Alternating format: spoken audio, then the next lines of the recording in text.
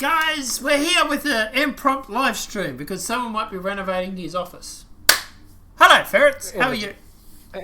And it's not me, by the way. Yeah, I'm doing some massive renovating of my office. I've ripped up the carpet, put down the tiles, putting in all the kickboards and everything that was speak. And then after that, I'm basically setting up for a game studio.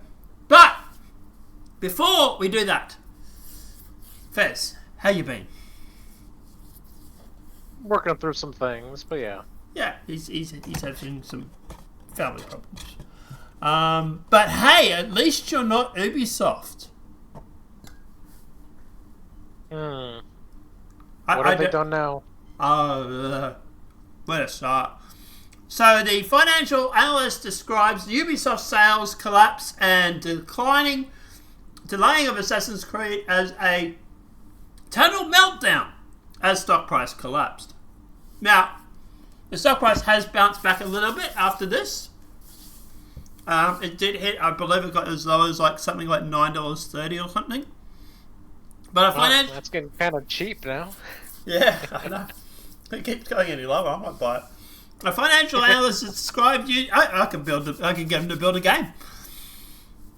A financial analyst describes Ubisoft sales collapse and delaying of Assassin's Creed Shadows as a total meltdown, and the company's stock collapse proves that true. Actually, to be honest, I don't agree with him. The Valiant Renegade reacted to the news that broke yesterday. Obviously, this is a few days old. Afternoon in the United States that Ubisoft was not only delaying Assassin's Creed Shadow, but they were reducing their sales expectations for their second quarter by 30%.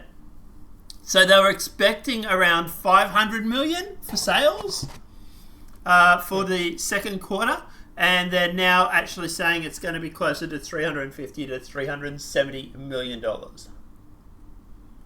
So, not doing too well. On top of that, the company also revised their entire year expectation to around break even instead of profitability. He describes it as a total meltdown. Now, at the end of the day, there are rumours that the reason why they've delayed it is so that they can do some bug fixing and fix up some storyline. But also, they're going to try and salvage Yasuki's character. They're going to try and remove some of the, things that are a little bit controversial and, try and make him a little bit more milquetoast. But there were rumours floating around that they were going to remove him completely.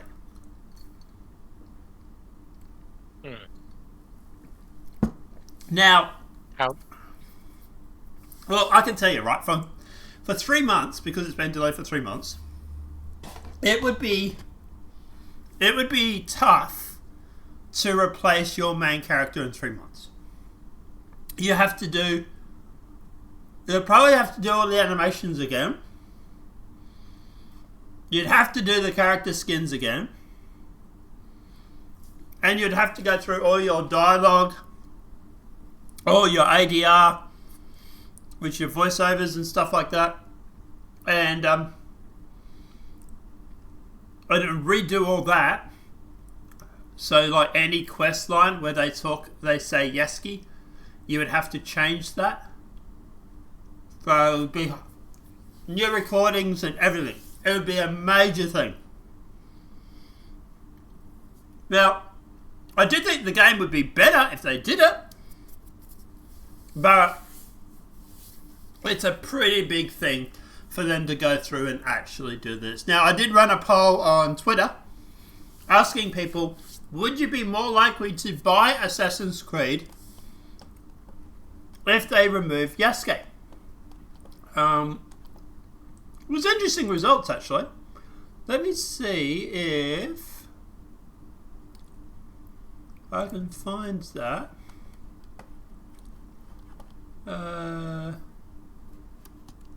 Give me a sec.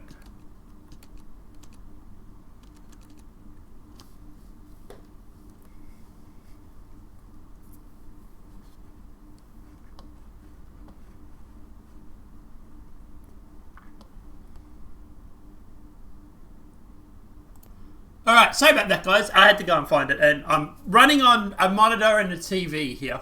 But yes, so I did a poll. Are you more likely to buy Assassin's Creed Shadow if Ubisoft replaces Yasuke with a Japanese character? Now, 51.9% said yes.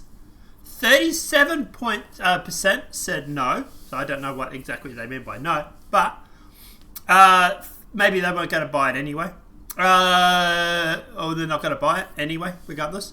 7.4% said I'm going to buy it anyway.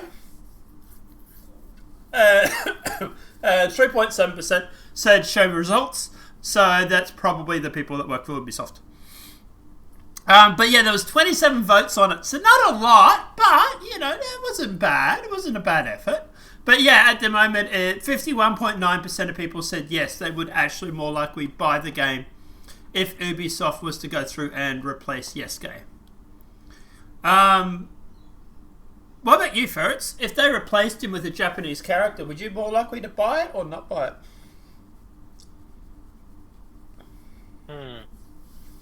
Well, let's presume the game's good and everything like that, right? Let's take all that out of it. Just the fact that it's got Yasuke or a Japanese character. If it was a Japanese character, because there are rumours that they went through and they actually... let's see if I can actually find it. I believe that there's a topic. Yeah, here. Originally, Assassin's Creed Shadows originally featured a male Japanese main character. So there's a reason why I wrote this poll. The new rumor for Assassin's Creed Shadow claims that the game originally featured a male Japanese main character, and that the game could be delayed even further after the game's developer Ubisoft recently delayed it until February. Ubisoft delayed the game until February 2025, at the same time announced it might barely break even during its current financial year. In the press release, the company stated that the company now expects net bookings of around $1.95 billion and around break-even non-FIRS, don't know what that means, operating income and free cash flow. So there is a reason why around the poll. There is some credit to it, but like I say, to replace the main character, it would be a pretty big thing. They would have to, even if they did have originally this character and they've swapped him out for Yasuke, I presume that the animations are not complete. They would have to do a whole bunch of over voice recordings or voices again, or new voiceovers. There's a lot of work that has to be done. But February is a terrible month to release a video game.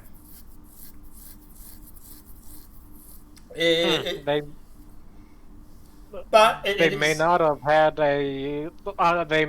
had much of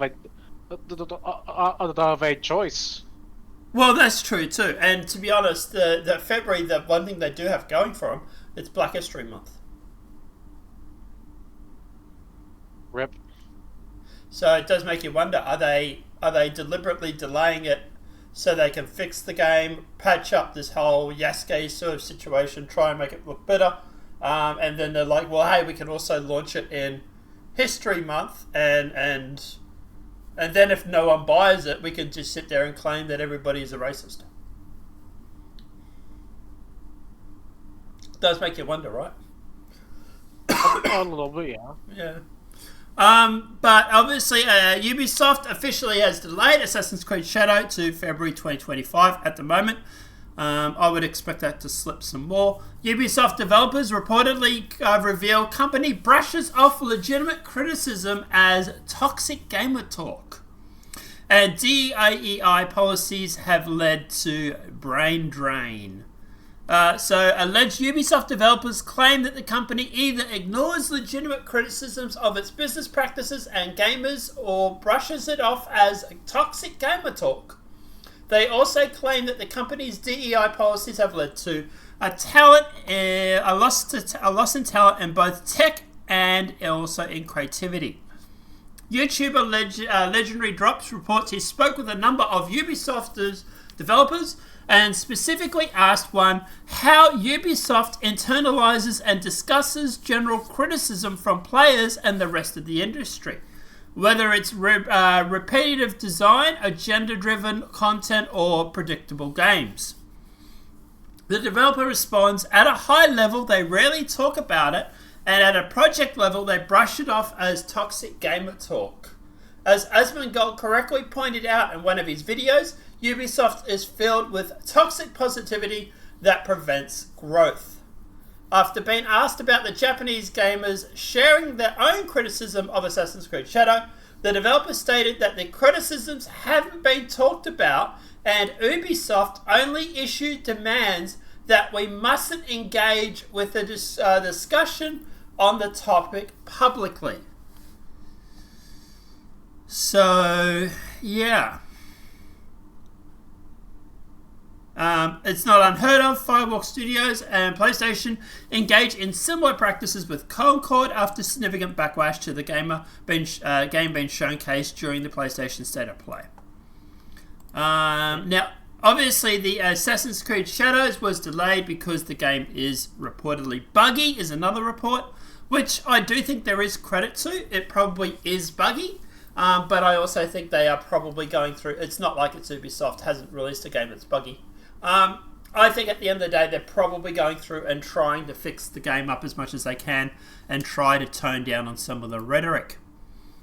But the Assassin's Creed Shadows had only about 7% of the pre-orders numbers of Valhalla during the same time. The Ubisoft makes changes to Yasuke's story and how he's portrayed in Assassin's Creed Shadows. So this is what I think is the main thing that they're actually doing. Is that they're actually going through... I just realised I wasn't sharing my screen for you.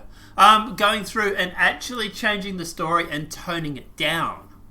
That would be my guess as to what they're actually doing. But here it says that Ubisoft is rumoured to make significant changes to the Assassin's Creed Shadow. During the 3-month delay, the company announced it will be specifically changing Yasuke's story and how he's portrayed. Ubisoft officially delayed the game last week, announcing in a press release Assassin's Creed Shadow will now be released on the 14th of February. By the way, Valentine's Day. While the game is feature complete, the learning from the Star Wars Outlaws release led to a provide additional time and further polish the title. So it looks like it's using the same engine as Star Wars Outlaws. RIP, because the AI was buggy in that. But Ubisoft's upcoming Assassin's Creed Hex is reportedly the next game that they are making. And guess what, ferrets? Guess what they're going to do? They're going to make it the gayest Assassin's Creed ever. I'm not surprised. Are you looking forward to playing a gay Assassin's Creed? So a new rumor claims that Assassin's Creed Hex will be the gayest Assassin's Creed yet. According to a YouTuber, Demion, and his Ubisoft insiders, the next Assassin's Creed game, Assassin's Creed Hex, will be the gayest Assassin's Creed yet. In the above video, Demion shares that it was told by the next Assassin's Creed, which is called Hex, which is set as during the Salem witch trials, was being intentionally claimed, and get this, to be the gayest Assassin's Creed yet. I am told not only is a single female protagonist that is from the most fantasy Assassin's Creed yet, he claimed, there will be lots of mysticism, and also they said asking stroking videos. I don't know if that means the entire different art style or anything about this was told. I imagine what it's going to be. It's going to be during the Salem witch trials. That's what I reckon it's going to be. It's going to be the Assassin's Creed that takes place during the Salem witch trial, which, by the way, would be interesting, maybe. But I'm guessing that your character is a witch, and or her girlfriend is a witch, and she gets burned at the stake, and this leads the... I'm just spitballing here, but maybe that leads the female protagonist to become a female assassin? And take revenge on the evil man that killed my wife and my girlfriend because she was a witch. And all I wanted to do was clap cheeks. But yeah, that's why I'm expecting it to be something along those lines. What do you reckon, first? Do you think I might be right? Yeah, 50-50, I think. Yeah, what do you reckon it's going to be? You reckon it's going to be something like that? I mean... I really don't know. Maybe. Yeah. If I was going to make Assassin's Creed, and I was going to make it the gayest yet, that's what I would do. I would make it a Salem witch trials, base it on Salem witch hunts, and make it that your girlfriend, who's a witch or gets claimed as a witch, gets burned at the stake, and then you go through and try and basically kill everybody and take revenge on people that went through and killed your girlfriend. That's what I would do if I was going to make Assassin's Creed and make it the gayest yet. Yeah, don't get me wrong, it might be interesting to play Assassin's Creed one-handed, especially during the cinematic scenes. But, I don't know if this is going to be popular. Also keep in mind too, this is a rumour, so but who knows, maybe we'll get some scissor action. But Ubisoft allegedly original plan for Assassin's Creed Shadow revealed it was to ditch in favour of pushing the DEI. So a massive allegation plot leak claimed that they revealed with what Ubisoft originally had planned for Assassin's Creed Shadow before it ditched it to become a DEI agenda. This plot leak comes from the YouTuber Edemion, who previously revealed that a number of sources informed him that Assassin's Creed Shadow featured a male protagonist. In that rumour, Edemion noted, I was told that when they originally saw the game, there was indeed a male Japanese protagonist with their own finalised art and even animations. Okay. But they don't know if the character will be reintroduced or replaced Yasuke, but they are skeptical that Ubisoft will actually remove Yasuke altogether due to the whole political, backlash they'll get from journalists and so on. Oh yeah, if they remove him, there is going to be a massive Twitter for shitstorm. They are... people are going to be burning elegies and, all sorts of stuff.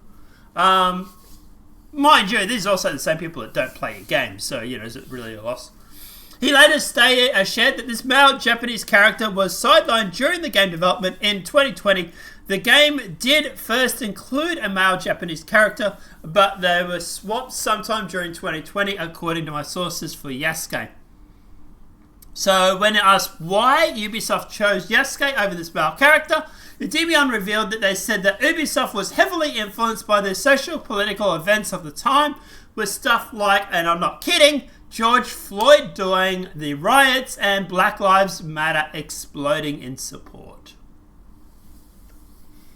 There you go. Right. Well, the really interesting thing about this is that Ubisoft has come out, and I'm trying to find it.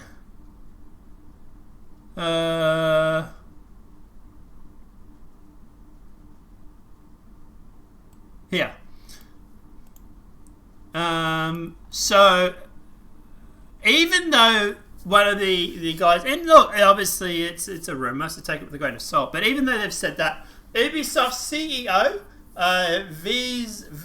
Viles Gilmont claims the company goal is not to push any specific agenda, despite the company's website saying otherwise. I don't know, Ferrets. What do you think? Do you think that Assassin's Creed pushes an agenda? I think it's all just a purely coincidental. Yeah, completely coincidence, right? Yeah. Yeah. Even though their hiring practices and everything, say, otherwise. But Ubisoft might cut staff by 40% or around 100,000 people amidst rumours of a buyout. So at least one analyst speculates that Ubisoft might cut its staff by 40%, and rumours that the company will be brought out and taken private. A rumour from Bloomberg Vinny's Chan claims that Tencent Holdings Limited and the Guillemot family are considering options including a potential buyout of the French video games developer after it lost more than half of its market value in this year. That's this year alone, by the way. According to the people familiar with the matter, the report added that the Chinese tech company and the Guillemot brothers have been speaking with advisors to help explore ways to stabilize Ubisoft and bolster its value. Well, we can easily tell them how to do that. Stop making trash games! Damn. And people said they asked not to identify discussion or in private matter. One of the possibilities being discussed would be to involve teaming up to take the company private, according to people. Now, there was also rumours that Tencent might just buy out the Guillemot family. As much as people are sort of saying that might be an idea, that's probably a bad idea. Tencent is the game company that is mostly single-handedly let's walk that back. Not single-handedly, but the overwhelming majority of games, mobile games, that are made, that are highly monetized, are made by Tencent. If you think Ubisoft and Bungie and Activision are bad, Tencent literally says, hold my beer. So it could end up being a lot worse for us as gamers if Tencent was to basically go through. First thing they'll probably do is probably make an Assassin's Creed that's on a mobile, and then second thing is they'll monetize the shit out of it. So I don't know if that would be a good thing. But a Japanese YouTuber discovers Ubisoft is hiring native Japanese localizations testers in China. Japanese YouTuber Sheng Hu discovered that Ubisoft has a job listing for native Japanese location tester that is located in Cheng, China. In a recent video uploaded, Sheng Jun went to Ubisoft's Korean webpage and searched for job openings as a game tester for the company. His search resulted in native Japanese localizer tester job that is located in Cheng, China. So, I guess the reason why they're doing this is because it's cheaper, maybe, to pay people in China. But, they literally just keep stepping on rakes at this point. Even if you get past the whole Yasuke and all that sort of stuff, right? You got to remember too, this is the same studio that put a version of black rap, Chinese music, I think it was Chinese music with a black rap sort of spin on a battle scene where Yasuke walks up and starts dueling someone. So it's just, they really do keep stepping on it. They really, really do. And it's not only the Western guys that are furious with it. Like I say, a lot of these Japanese YouTubers are just downright pissed off. Not to mention the fact you got the whole Torii Gate and, one-legged Torii Gate and stuff too. Assassin's Creed Shadow developing co-op mode. I believe this is the add-on that's coming. Ubisoft is rumoured to be developing a co-op mode for Assassin's Creed Shadow. This rumour comes from Tom Henderson at Insider Gamer, who claims that this mode is being called Legacy internally. It's unclear what exactly the mode will entail. Henderson speculates that it's presumably the co-op mode will see Naruto and Yasuke fight side by side, using their different combat abilities to take out enemies. Now, the monetized director at Ubisoft, Sevi Chesler, lashes out at gamers and fellow developers. So, Sevi Chesler, the monetized... I'm getting that name wrong, I know. So, monetized director at Ubisoft has lashed out at gamers and his fellow developers in the wake of the company postponing Assassin's Creed Shadow and admitting its sales for Star Wars Outlaws were softer than expected. Ubisoft announced via press release that it was downgrading its expectations yearly net bookings to $1.5 billion, and that's euro obviously, and will have the break-even non-IFRS operating income and free cash flow. It also shared that it had a softer than expected launch for Star Wars Outlaws, and that Star Wars Outlaws' internal sales proved softer than usual, or softer than expected. The company also delayed Assassin's Creed Shadow to February 2025, claiming it would provide additional time to further polish the title. But at the end of the day, it's not just Assassin's Creed that's causing problems. Like, they literally spent $650 to $850 million on the game Skull and Bones. The first quad game. So... I'm going to find my mouse. The rumour claims that Ubisoft allegedly spent between $650 and $850 million on its quad AAA Skull and Bones game, which, no one wanted to play. According to YouTuber Endymion and his sources within Ubisoft, the project that ruined Ubisoft and put them in the dire financial position that they are after Star Wars Outlaws soft sales in the second quarter is Skull and Bones, which he claimed it cost between $650 and $850 million.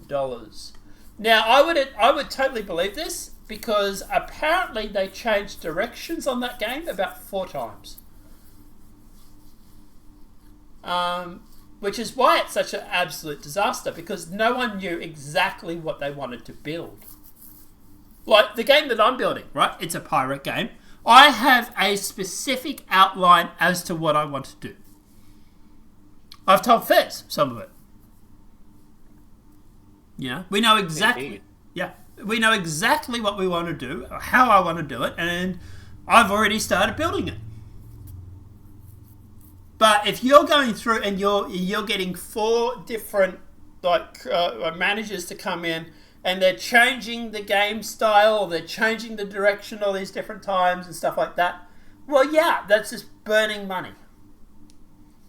And that's the last thing you want to do when you're trying to get a game out, is changing your design, because that's what causes the game to be delayed. Which, by the way, Skull and Bones was.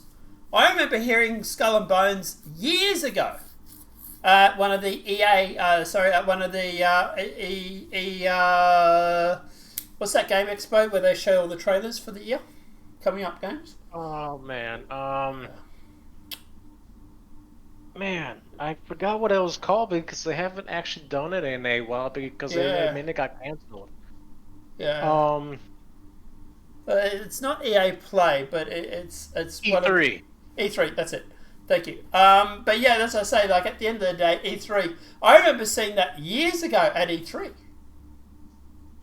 So, and normally E3 will put up games that are coming out within the next 12 months.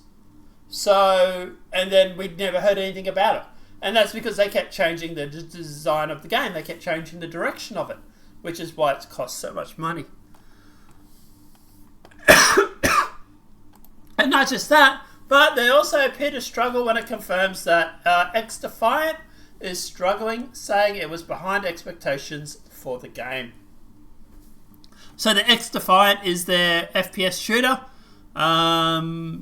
But at the end of the day, let's face it, it has to deal with a whole bunch of other FPS shooters.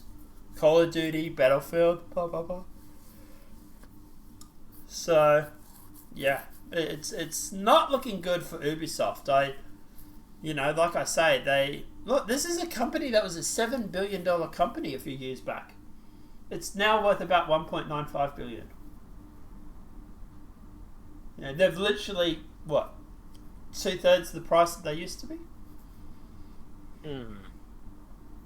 I think so, yeah. After all that, Ferrets, anything you want to add about Ubisoft, or as we're calling it, Ubi shit? I mean, I hope they get their that they get everything all straightened out soon, because I want them to work on the Division 3 and actually have it be good. Yeah, but here's the question, right? Is with everything that's been going on with Ubisoft at the moment, can you imagine like the Division being woke?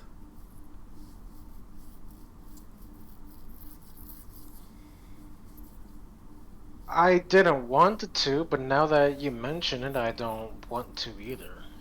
But it's like Star Citizen, right? Everybody always complains because their Star Citizenships aren't in the game. I'm one of them, the Banyu Merchantman, right? But at the end of the day, let's face it. Also, keep in mind, every year the Star Citizenships get better and better. True. So it's sort of like it's a catch. Do we sit there and we go, I want my Bandit Merchantman? Or do we sit there and say like, hey guys, take your time, build some other ships, come back to the BMM, and then we get like a real kick-ass ship when it comes out. It's the same with like the Division, right? At the moment, if they go through, by the way, I believe they are working on it, but if they go through and they put out the Division 3, it's probably going to be woke. But if they've gone through and they've suffered all these losses and they've abandoned this woke ideology, well then Division 3 might actually be pretty good. Yeah, so it does make you wonder if you're better off just waiting for this dust to settle when it comes to them making these games and this woke ideology, and then maybe getting your Division 3. I don't know, just a thought. Oh, anything else you want to add before we? No. Alright guys, let us know what your thoughts are in that comment section below. But yeah, as for this, I would say, look, I personally, I think Ubisoft is in a world of trouble. It's easy to fix this. All they have to do is stop making woke games. Go through. I would personally, if I was the founder or director for Assassin's Creed, I would go through and I would remove Yasuke. If it means I have to push the game back another 6 months, I would. I would remove Yasuke. I would put in the original Japanese character. I would go through and fix the story and the missions and everything like that. Completely remove him, or even make him just a side character, and actually put in someone that was actually a decent samurai and who was actually a samurai would start, and then actually go through and actually make it so that you play as a samurai. And I think that would fix a lot of the problems that people have when it comes to the Assassin's Creed. I would also make sure I go through, watch a lot of Japanese YouTubers, find out all the inconsistencies they've pointed out, like the drunken YouTubers that we watched the other week, and actually fix those too, and actually make the game look really good. But I don't know if they'll do that, because at the end of the day, well, you'd have to go through and delay the game, 3-6 months than it already has. Like, you'd be looking at a late next year delivery. But I don't know. Anyway, anything else before we jump off? Nope. Alright guys, apart from that, let's jump on to the next topic.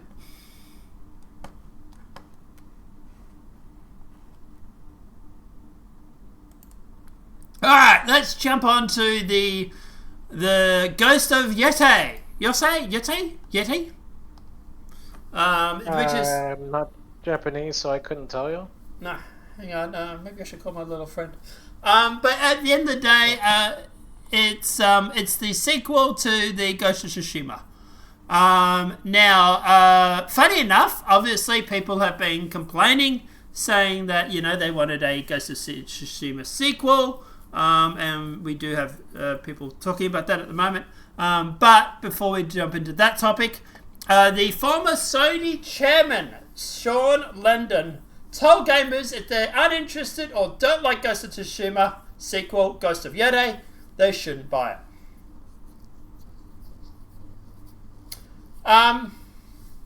That's never worked. Because guess what? They didn't buy it. Maybe he's using reverse psychology. But it's never worked. But it's never worked. The last time they tried this shit, guess what? Gamers didn't go out and buy your fucking game.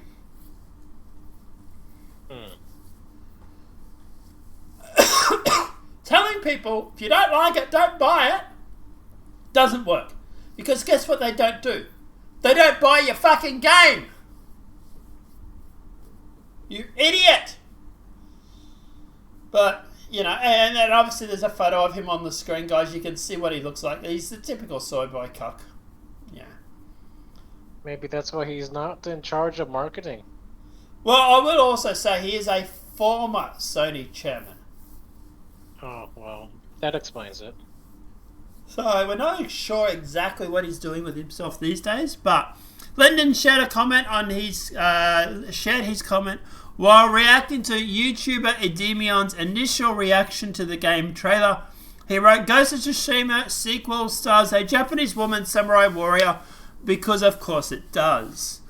They can't help themselves. Every franchise that was built on masculinity will be replaced by a woman. And is she hot?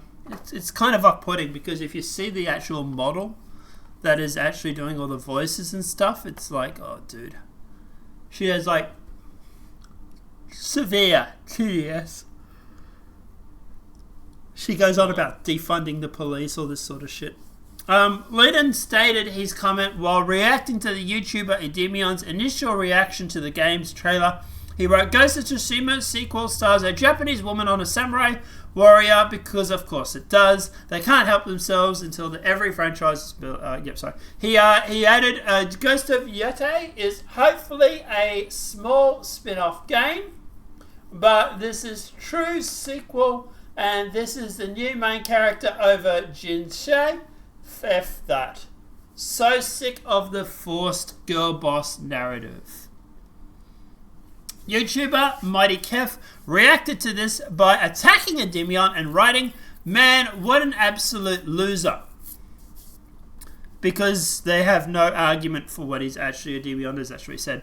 Lennon responded to this post writing, 1, it's a game, an entertainment, story of a team of creators believes in, they want to make this, and he added 2, it's a game, if you don't like it, don't buy it, in fact, why not make the game you want yourself?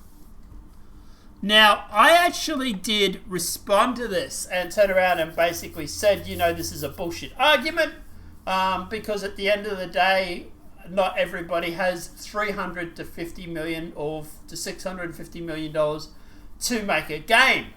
Now, we just recently talked about it earlier in this podcast about A Skull of Bones was actually closer to $650 to $850 million, by the way.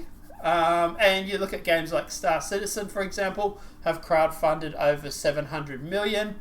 Your average GTA back in the day, I think if you adjust for inflation, was around $350 or something million dollars, sorry. So like I say, this argument of why don't you just go and build your own game, it's a bullshit argument, and he knows it because we don't all have a studio and a spare $500 million to make these games. But what we do have is a whole bunch of people who have brought the first game, who have played the first game, who do know what they want. And by the way, you're a game dev. You are not guaranteed sales. As a consumer and as a guy that plays games and is currently making his own crappy version of a video game, I am not entitled to you buying my game because I think I am. Right? If I ever do release it, if it ever does go on Steam or our own, or we kick-fund it or whatever, right? You can choose to play it if you want, and you can choose to support the game if you want. Great. But I'm not entitled to you to buy it. My job is to make a game that I think the actual gamers out there want to play. And if that's all my job is to sit there and make a game that I think you want to play. And this is where these studios and these CEOs and stuff are failing. They are not getting it. We're not here to cater to your every whim because you've made a game that you think we should buy. Guess what? If we don't like your game, we're not buying it, bro. It's simple. I really wish the game studios would fucking learn this the hard way. But, yeah. What are your thoughts, Fritz? Do you agree? Just this once, I agree. Sony execs are not happy with the initial Ghost of Yōtei response, and developers were blindsided with the new female character. Now, I'm calling bullshit on this, but we'll jump into it. A new rumor claims that Sony execs were seemingly not happy with the response to the announcement trailer for Ghost of Yōtei, and a number of devs were blindsided by the new female character. YouTuber Ademion shared his information from an alleged insider. He said apparently Ghost of Yōtei blindsided many people that were working at Sony who were not made aware of what a sucker punch was making. Now, I don't know about that, right? Because, like, even if Sony didn't know that it was going to be a female lead up until a few days before the expo, you got to tell me they didn't watch the trailers? Like, they're running this conference where they're showing off these games, right? The first thing I would have done as a Sony exec is sit there and watch them all. And that would have been done days before, they started editing them together and blah, blah, blah, blah, blah. So, of course they knew. I don't believe this whole narrative that Sony didn't know and they were blindsided. Like, were they blindsided a month ago? Maybe. But I doubt it's they're trying to allude here that it was the few days before the event they were blindsided. Not to mention the fact that if Sony turns around and says to Sucker Punch, hey, are you going to make a sequel for the Ghost of Tsushima? They're probably like, yeah, we'll make one. But we're calling it Ghost of Yōtei, it's this, and this. And they give basic rundown. They're going to give a basic storyline and stuff like that. So I really don't believe that Sony was blindsided. I think that's Sony throwing Sucker Punch under the bus a bit there. But Ghost of Yōtei has been delayed until 2026, apparently. It's a rumour. After abandoning Ghost of Tsushima sequel. So, a rumour claims that Sony and Sucker Punch Productions recently announced that the Ghost of Yōtei game will be delayed to at least 2026 after the company changed its vision from Ghost of Tsushima sequel to the Ghost of Yōtei. Sony announced that the Ghost of Yōtei during the most recent PlayStation or State of Play at the end of this September, and revealed the game would release sometime in 2025.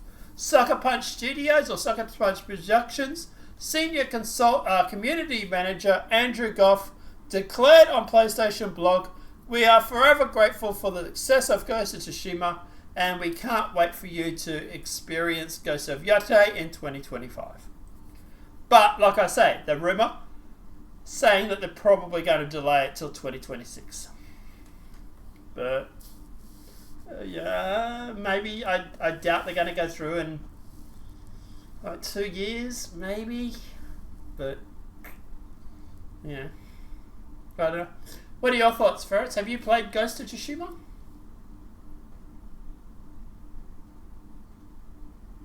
Ferrets? Yeah, I was muted. I mean, I was not muted. Yeah. Have you played Ghost of Tsushima? No, but I've been thinking about it. I hear it's really good. Pretty good. Yeah. What's it worth on Steam? Do you know what's the cost of it on Steam? Hold on. While he's looking that up, guys. Like I say, look, I have thought about playing it. Look, the game looks beautiful as always, but at the end of the day, like, would I prefer them to go through and continue the storyline for Jin? Yeah, of course. You got a price there for us, bud?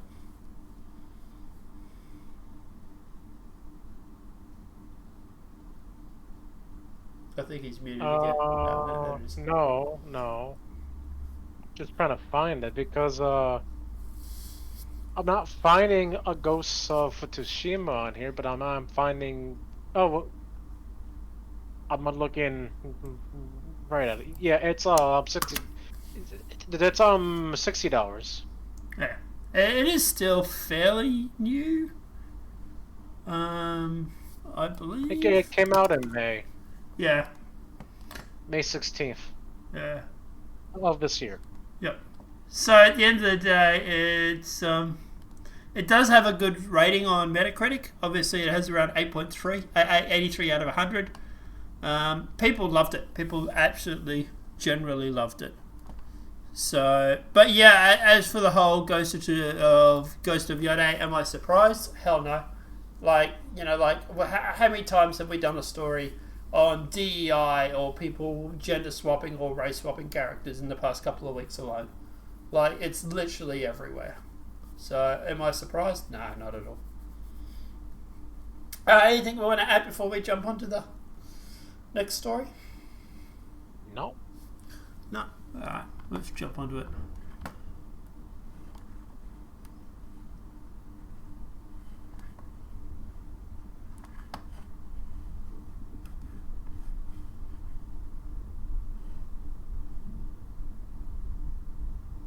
Well, alright.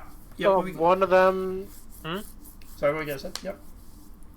I was going to say, like, one of them is contagious, the other one is not.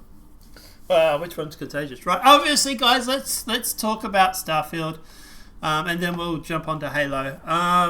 Boy, oh boy, Starfield's first expansion, Shattered Space, receives mostly negative Steam reviews as game seeks peak player counts decline by 95%.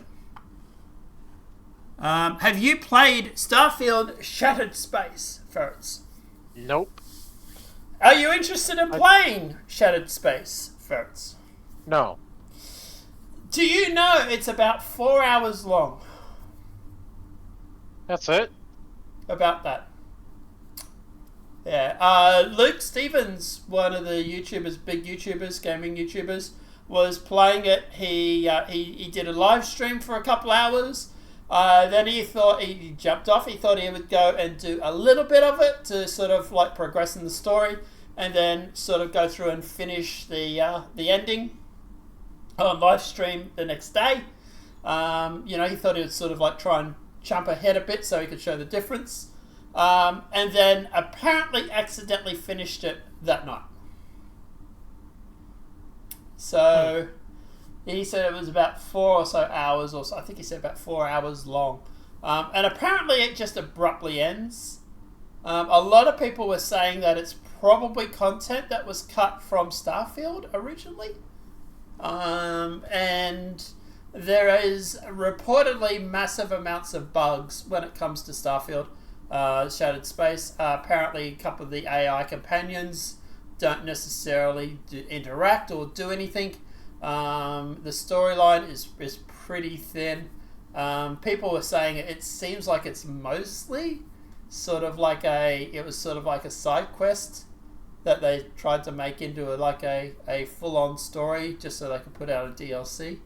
But that's why a lot of people think it was actually a side quest of the original game that was cut, and then they've made it into a DLC. But let's jump into it. Bethesda's first expansion, Shattered Space, for its sci-fi RPG sandbox game Starfield, or as I like to call it, Fishbowl, is mostly negative. Reviews on Steam as the game peak player counts declined by 95% in a little over a year since the game has released. So the 95% is in Starfield itself, not Shattered Space. But Starfield Shattered Space released on September 30th and cost $29.99 on top of the $69.99 for the base game. Now that's obviously American. It's not been well received, with even so-called positive reviews being mostly negative. User Neosphere gave the game a positive review, but wrote, "The story is boring as F. Would recommend if you have insomnia." Jesus Christ. And need to work the next day. Holy shit. Similarly, Kill Sun 3 also gave the game a positive review, but wrote, It's more Starfield. Neither good nor bad, just meh. Too bad, not bad enough to not recommend, but also not good enough to recommend a full price wait for its sale. He added, "Make of what you will. If you enjoy the base game, you'll enjoy the DLC. If you don't like the base game, you won't enjoy the DLC." But yeah, it's sort of been crucified. Even they say, even the positive reviews have been sort of really negative. Mel Gibson, after 3 beers, Jesus Christ, wrote, "Starfield and now Shattered Space feels like a game made by a bunch of retired in-place managers doing the bare minimum to meet requirements, directing a bunch of outsourced labour to create a mostly meteoric product possible. It's an incredibly lazy game at all round. The main thing the game's DLC has done is collectively and severely lowered everyone's expectations for ES6. So that's the thing I keep seeing too, is a lot of people have turned around and said that with this, they are worried what's going to be happening with Elder Scrolls 6. But, yeah, it's not doing well. It's lost. It's got a lot of reviews that are negative. The average player count on the game.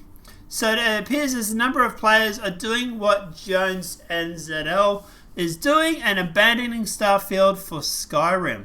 Starfield has seen a peak concurrent player count drop to over 95% of the game since its first release back in September of 2023. SteamDB reports the game had a peak concurrent players of all time of 330,000 players on September the 4th, and the day after the game released, the last 24-hour peak concurrent player hits only 15,862. And that's a decline of 95.2%. In fact, Shattered Space appears to have had hardly any impact on the peak concurrent players counting since it was released. The game hit a peak concurrent players of 21,000 on September 30th, but it was only up 37% from August, where it had a peak of 15,908 for the month. However, the game was last on over 20,000 peak players back in December of 2023. It had fallen to 8,713 in April. You're a member of a few other Discords in particular, Ferrets. Any of them playing Starfield? Can't say that I've seen anyone play any Starfield, no. That's the thing I've sort of noticed too, is that I haven't really noticed a lot of people playing it, talking about it, which is really fucking interesting. You know, like I'm still seeing people talk about like Star Citizen. I'm seeing more people talk about Star Citizen's PTU than I'm seeing about people talk about Starfield. And that's an alpha game. Yeah. Yeah. But anyway, I don't know. Look, I kind of abandoned Starfield after about 100 hours. I put about 100 hours into it. I love some of it, but to me, it was a fishbowl. And I noticed that the people that were critical on some aspects of Star Citizen seemingly were giving Starfield a pass. There was a bit of white knighting for it going on, but yeah, I basically called this game a dead game in another Discord and pretty much got banned for it. But yeah, like I say, at the end of the day, I basically called this game a dead game, 4 months ago? 5 months ago? 6 months ago? Yeah. Guys, let us know what your thoughts are in that comment section below regarding Starfield. Shattered Space. Do you play Starfield still? Anyone out there still playing Starfield? But hey, we might have some Squadron 42 news, so I imagine if that's going to release soon, Starfield's just going to die, but we'll jump into that in the Star Citizen section of the story. But guys, let us know what your thoughts are in the comment section below. Alright, Halo has rebranded its 343 Industries to Halo Studios and announced multiple new projects are in development. We do have the trailer here.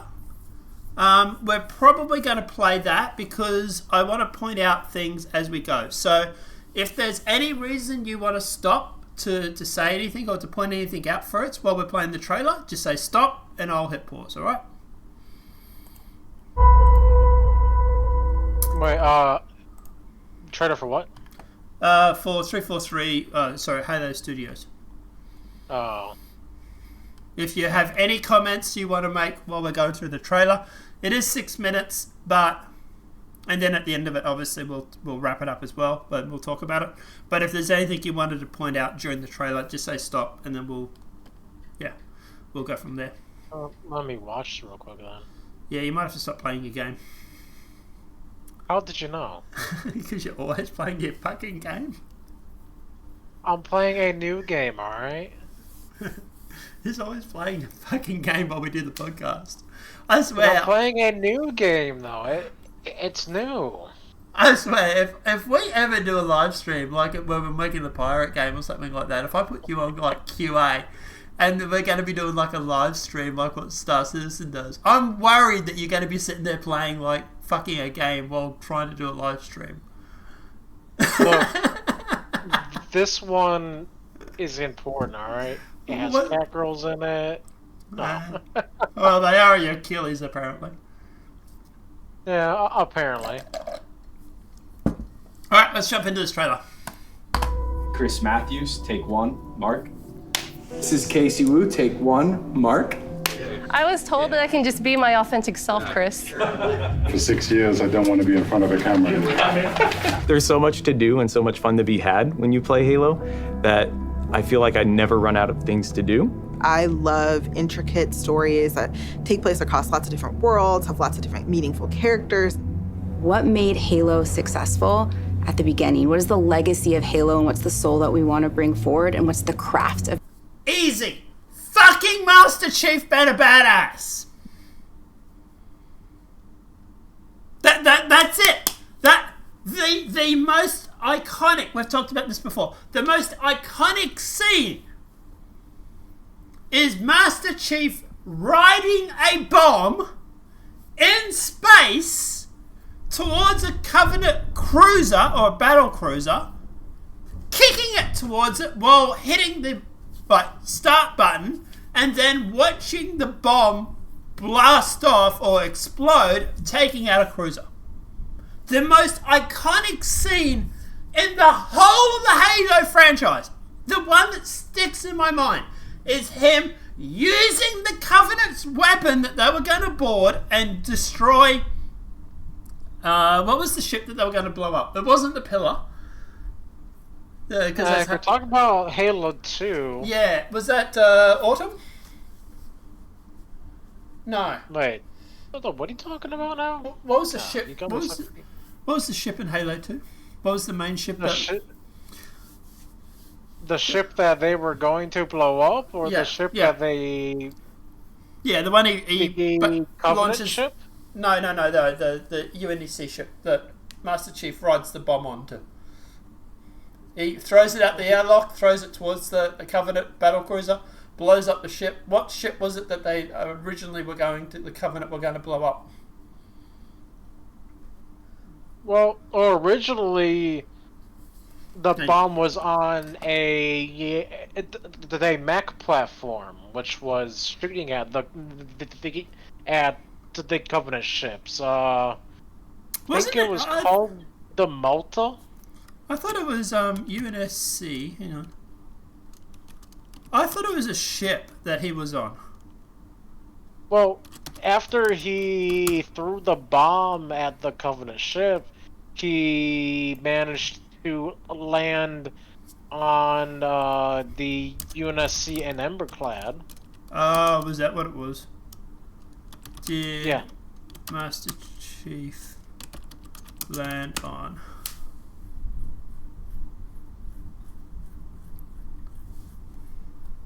I'm going to give you a bunch of different ships.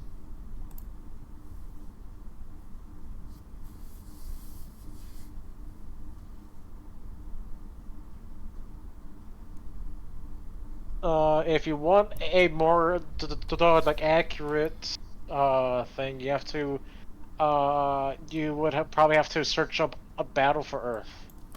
Is that what it was? Yeah.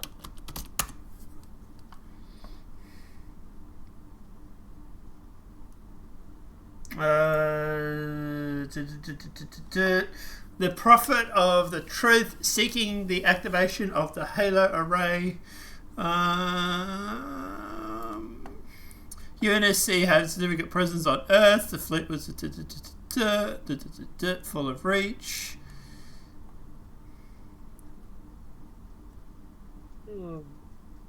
That looks like it's a little bit further on. Yeah. That's actually for Halo. That's Halo 3. Yeah. It says Halo 2, but I think it's the wrong one.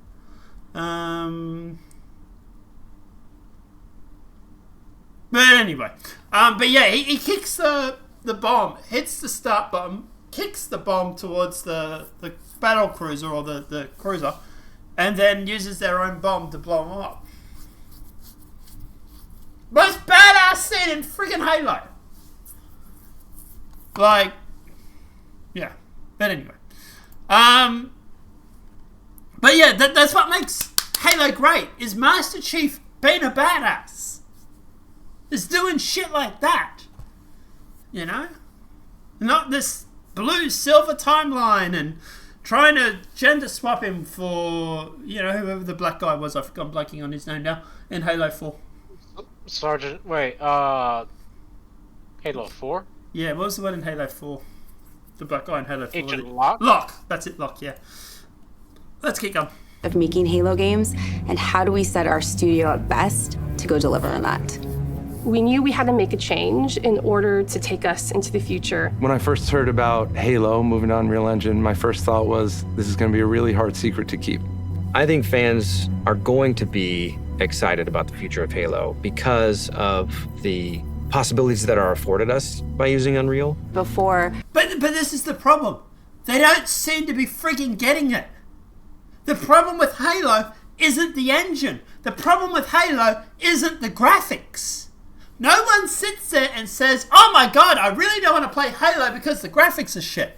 What they do is they sit there and they say, oh my god, I don't want to play Halo because the storyline is now shit. Oh my god, I don't want to play Halo because all of a sudden I'm playing as Locke instead of Master Chief. Oh my god, I don't want to watch the Halo TV series because guess what? It's not the fucking right timeline. It's so easy to fix this. I get it. I like the fact that you're switching to Unreal, right? I switched to Unreal on my own thing. But at the end of the day, that's not what's stopping you from selling your game. It's so... If you don't get this, why are you trying to make Halo? If you're not even getting the fundamental thing that the fans are upset about, you don't know your fan base. We really had to split our focus in thinking about building an engine, supporting it, being really kind of a tech company and a studio at the same time. Since we've made the change to shift to UE, we can bring Halo forward in ways that people have never seen before while still being... I will say I do agree with her on that point. Yes, if you are building your own engine, it is extremely expensive. It is extremely consuming. And you do need your own tech and engineers to build things. One of the reasons I switched from O3DE to Unreal was because of the fact that Unreal has their own guys who are making this amazing game studio engine, and they have a lot of the base things that I need in the engine already. Where with O3DE, I would have to go through and actually build that tech already. And it would be far more expensive to make my little pirate game. But this is the thing with Star Citizen. Everybody turns around and says, oh my god, they've raised $700 million. Where's it all gone? Like, a decent engine that you're building will cost you anywhere from $300,000 to $500,000. This is what it costs to build a game engine these days. Because you got to think about it. You got to have all of the, obviously, all the rendering, all the server meshing, all the water physics, the actual physics itself. You know, Star Citizen, they've had to go through and put in all the components and stuff like that. They've had to build all of this tech when it comes to the engine. Now, the engine's going to be fantastic if they ever release it for the public, and hopefully they do. But at the end of the day, it's expensive. And this is why Star Citizen has had to raise $700 million, or close to $800 million, I think, to go through and actually build their engine, because at the end of the day, they've had to build their own engine. Now, the best thing about everybody switching over to things like Unreal Engine is the fact that it's going to allow Unreal this massive opportunity to just sit there and build their engine. And the new 5.5 engine looks absolutely amazing. I've actually done a video recording talking about it. I haven't uploaded it yet. Been busy building a studio. But at the end of the day, yeah, it's the new engine does look incredibly good. But yeah, we'll see. Is there anything you want to comment on, Ferrets, before we keep going with the trailer? No. What are your thoughts on this? Do you think that them switching to Unreal, does that make you want to play Halo, or are you like me when you sit there and saying, well, what about the fucking storyline? Well, I'm a little bit interested in the change into Unreal Engine 5. Yeah. And they do show some of the stuff, and it looks amazing, right? But do you ever think that Halo hasn't looked amazing? It looked amazing back in Halo 3. Yeah. So obviously Halo 1, Halo 2, right? It's pretty odd. But like Halo 4, Halo 5, right? Let's look at the last two games. The reason that you didn't play them a lot, I presume you didn't play them a lot, is it because of the graphics, or was it because of the storyline? The story was shit. Yeah. Yeah. Dude, I've said this before. I've got a massive fucking UNSC flag on my living room wall right now. I'm looking at it.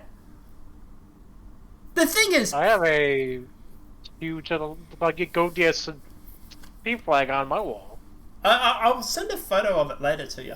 But I was going to say, I've got this massive custom-made flag. It was made up for my ex. She was a big Halo fan. When we broke up, she was giving back all the, the typical woman shit. Giving back all the presents and stuff, right? And it's funny because I looked and I said, well, what about the flag? And she's like, well, I suppose it was a present from you. I said, yeah. She's like, well, I guess you get to keep it. And I'm like, fucking yes. Because, like, that's the only flag I know. We had to get that custom made. Hopefully she doesn't watch this. I probably should make another one and get it sent down to her. But at the end of the day, you know, like, yeah. We're both Halo fans here. And I've got statues and stuff of Halo, or like I got the Halo 4 Collector's Edition with Halo and Locke in it. You know, at the end of the day, like, we all are Halo fans. It's easy to fix this. No one sits there and think, oh, wow, you're going to switch to Unreal Engine. Oh my God, I'm now suddenly going to go out and buy it. Because guess what? Halo's always looked amazing. It's never looked shit. They even admit this themselves. They go on saying that it was literally the benchmark for a lot of the gaming when it first came out. Let's keep going. Being true to what Halo is. The Foundry project was an effort to show ourselves how far we can push things using Unreal 5. New studio art director, Chris, came to me and said, hey, I have this crazy idea. He said, hey, there's this thing called Project Foundry that I want to do. Let's make it happen. Foundry specifically is based around the same concept of the Foundry in Halo lore. It's the place where Halo rings are born.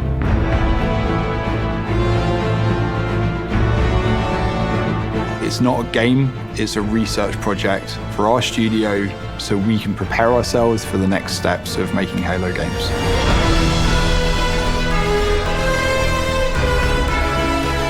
Now, don't get me wrong, looks amazing. Yeah, looks fantastic. But yet, one thing they haven't talked about, well, a lot they haven't talked about, what are you doing about the story? How are you fixing the story problems?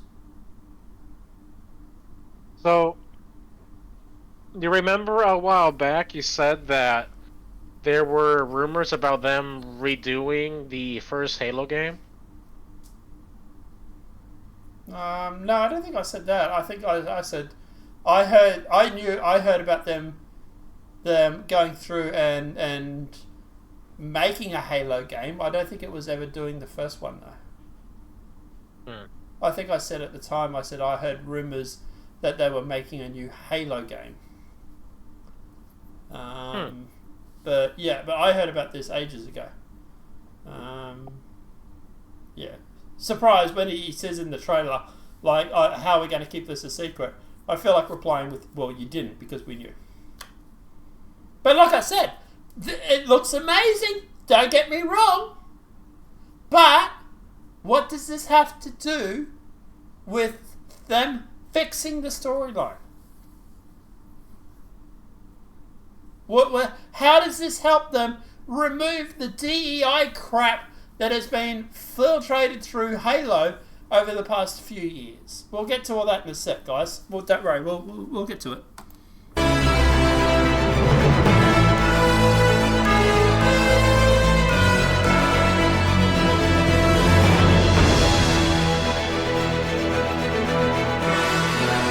The original Halo franchise was a graphics showcase. It was best in class. That's what Halo was when it first was released, and that's what Halo needs to be again. So, sorry? Yeah, can you imagine if their first major undertaking using Unreal Engine 5 was to actually do a Halo 3 anniversary? Well, we got the in Unreal Engine 5. Yeah, we got the remastered for the Halo Master Chief Collection, right? But here's my question. Sorry. I mean, so they did a remaster of Combat Evolved and Halo 2, but they never did 3. No. Yeah. But then the graphics in 3 are still, they're not bad. I mean, they're not bad, but if you did them in the Unreal Engine 5, though, holy crap, you're going to blow it out of the water. Yeah, but that's what I say. It depends on whether they're going to fix the story or keep the story as it is, or if they're going to fiddle with it. Well, I mean, if you're just doing a remake of like just giving it updated graphics, and you're not actually going to do anything with the story. Do you think they would not touch it? I would hope they wouldn't. Like, this is the same company that went through and put out a pride flag for Master Chief, for Halo. We'll get to that, don't worry. Here's my first question, right? Is looking at this image that's on the screen. Does it look right to you? Other people have noticed this. Master Chief seems small and stocky. Give me 1 minute.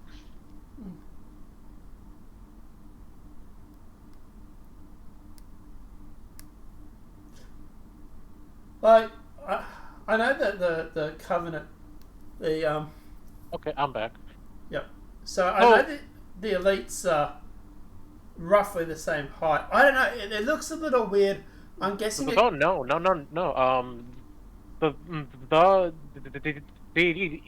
The elites on average are like 8 or 9 feet tall. Yeah, and Master Chief's like 7, isn't he? Yeah, so they should be bigger than him. Yeah. But I don't know. I'm guessing it's The Rock is looking absolute massive. I think it's the angle and the fact that it looks like he's kneeling as well, maybe. I know a few people have noticed it, saying that Master Chief looks like he's short and fat. Well, short and stocky, I should say. But I don't know. Let's keep going. So there's the there. So that's the image that people are. I don't know. What are your thoughts on it? I think like you say, I think the elites should be bigger. And he sort of does look a bit,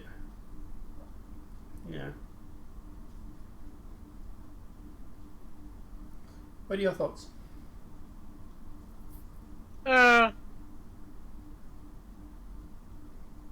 Honestly, I don't have a huge problem. No.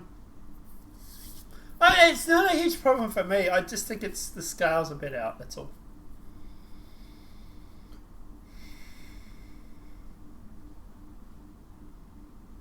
I don't know, it just seems like the scaling's a bit wrong. It does make you wonder, right? If they've got the scaling wrong on this, it does make you wonder how much of a fan they really are. Like, everybody knows Master Chief is around 7 foot. Everybody knows the brutes are taller.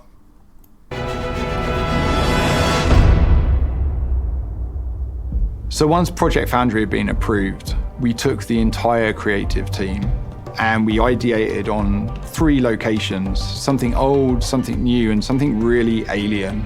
We had the Pacific Northwest, which is sort of traditional Halo biome. We were trying to shove as much foliage in there as humanly possible to make it really feel like you're on a hike in the, Cascades. The Cold Lands, which was the second biome that we took on, it was more of a technical showcase where we could play with shaders, we could play with deformable landscapes and terrains. Unreal affords us more opportunity than we've ever had in the past. On the surface, it might just look all like snow, but how many layers of things combine to really give that winter look? Can we just point out the fact that she doesn't seem to know what she's fucking talking about? That doesn't look like snow. Well, no, it does, but it's not so much that. But she's talking about layers and of stuff. Like, listen to what she says. But how many layers of things combine to really give that winter look? Layer of things combined to give that winter look. You're talking about fucking biomes, darling. Learn the fucking terminology. Jesus, fuck me Christ. I don't know. It just seems like this is the problem with Halo. It's not the fact that you are using your own engine. The problem with Halo is it seems like you're fucking going through and you got a bunch of DEI hires that don't seem to know the fucking game that they're making, and it shoots me as a Halo fan. Ah! You're ruining the game.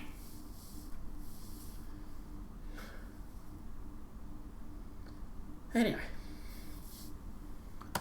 And then our third biome was the Blightlands, which is any land that's been completely taken over by the flood. I wanted to give our team the opportunity to really express an alien world, a really alien world, taking something way further than they may have actually done in previous Halo games. What's impressed me about watching the Halo team work in Unreal is how beautiful everything looks, how incredible the environments look. I don't think we've seen anything quite like it in Unreal Engine before. Fortunately, we have a studio that's really passionate about Halo, about the look and the feel, and I think there's a lot of... Are you though? Are you passionate about Halo? Because I haven't really seen any of you rocking the Halo shirts or anything. I haven't even really seen many of you with the Halo statues at your desk. You got a woman on here that doesn't even know the terminology. She calls biomes things, for fuck's sake. What exactly are you passionate about?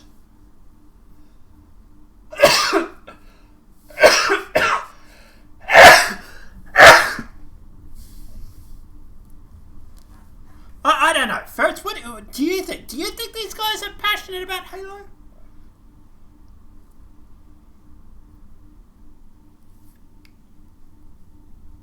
You paused. You muted again, bro. If you're trying to speak.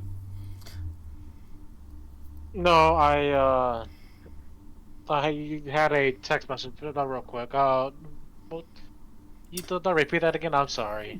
That's right. Do you think that these guys are passionate about Halo? They're claiming that they're passionate about Halo, but like I said, they say that they are, but like I really don't see them actually being passionate, though. Like, have you seen any Halo statues at anyone's desk? Have you seen any of them rock a freaking Halo shirt? No. I've got more fucking Halo shit in my living room than you've got in your office. Your fucking Halo Studios. The only thing I've seen that's Halo is a monitor that had the Halo screen on it. What? Star Citizen has doors that open like a spaceship. They have a whole set that Jared uses to film from that is that of a set of a spaceship. They have studio names. They have names in their conference centers that are actual studio or game manufacturers. You know, or names of the ships, or the naming of the groups of the ships. All this sort of stuff. What do you have? You don't seem to have anything. How are you passionate? What are you passionate about? Like if this You're passionate about the paycheck. Pretty much. Like if this was me, I'd have a massive, great big mural on the wall that was Halo. There's a Master Chief battling like the Flood or an Elite or something. Like that to me would be passionate about this product. But it just doesn't seem like they really do give a shit about the actual franchise. That, like you say, they're passionate about their paychecks. Like, we're halfway through it, and I haven't seen anybody have like a statue or a tattoo or a mural or anything on their desk or anything on that they're wearing that says that they're a Halo fan. And they sit there and claim that we're passionate about it. What are you passionate about? Out of hunger to really collaborate, to move forward together. There, look. There you go. One of the guys, is that a UNSC? Yeah. One of the guys has a jumper. That's the UNSC. Although I don't recognise that logo. Is that the ODSC? No, that's the UNSC bird. With the logo, yeah. No, that's the one sitting on the globe, isn't it? Yeah. Yeah, gotcha. I was going to say the one that I've got is I think is the I'll send a photo of it to you later. It's actually a really cool flag. But yeah, mine's the other logo. But like I say, I don't see anything here that screams. Like the desks are a little bit UNSC shaped, I suppose. You could make that argument. Like they've got benches that are shaped like a Master Chief UNSC logo bench that you would find on a ship, maybe? Is that it? Nothing else in this shot is screaming, we're passionate about this game. Maybe they're passionate because it's all green. Well, it's not even the fucking right green. Well, not the green that behind there either, but the one, even the desks here, I think the desks are pretty accurate. But like I say, the desk is shaped like what you find in a barracks, but that's about it, eh? But then that's probably left over from the old Bungie 343 days. Like, yeah, anyway. Foundry was an initiative that touched on every part of the creative. So there's a helmet behind him there, right? That's Master Chief's helmet there.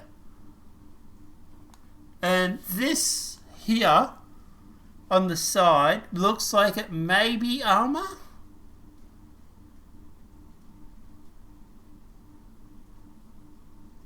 So that's the glass reflection of the helmet from over here. That's definitely Master Chief's helmet. This over here on the right, do you think that's the armor, maybe? That looks like some kind of armor, yeah. Yeah. I don't know if that's Master Chief's though. It might be Covenant. The background there looks like there may be an insignia or something that's maybe like something in the background for a poster or something, but this guy seems to have the most out of everybody. But yeah.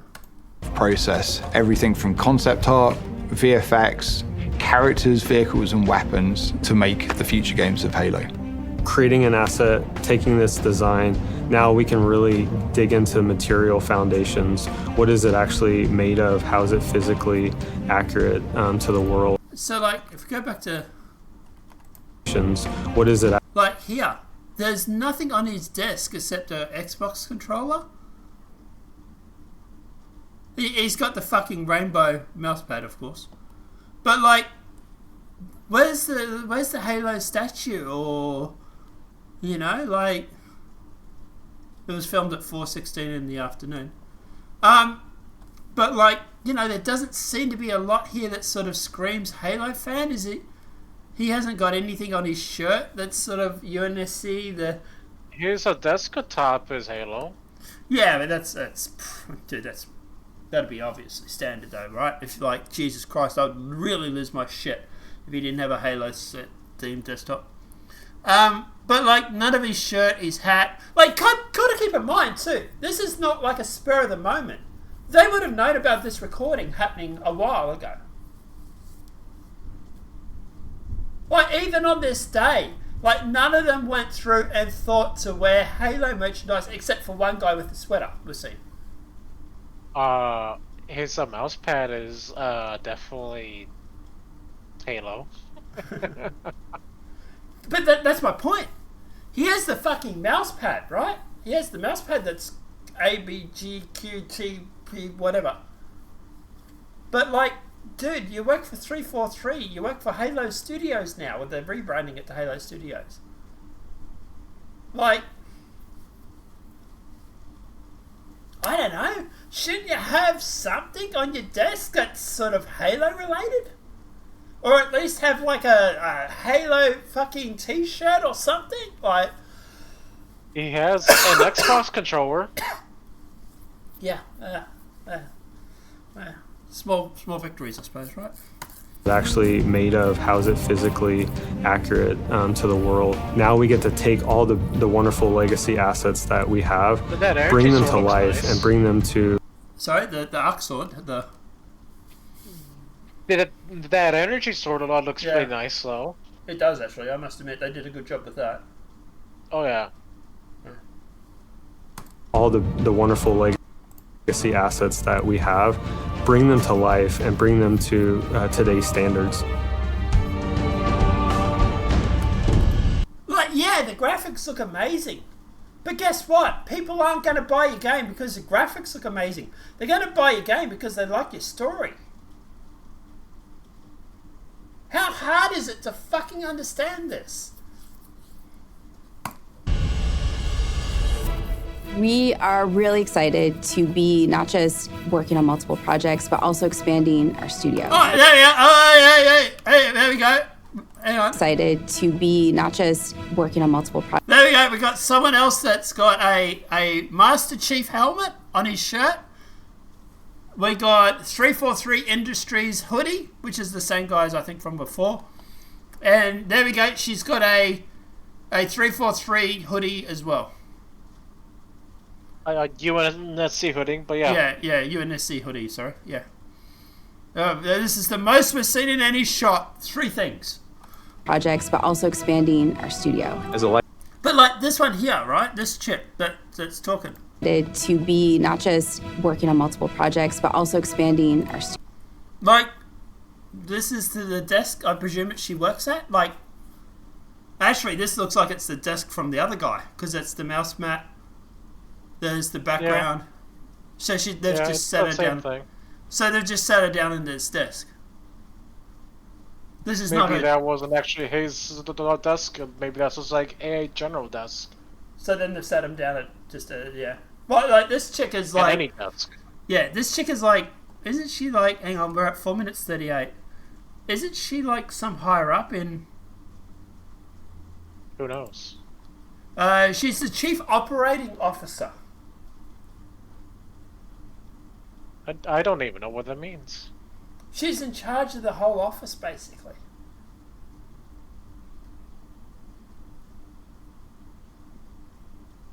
Okay, then.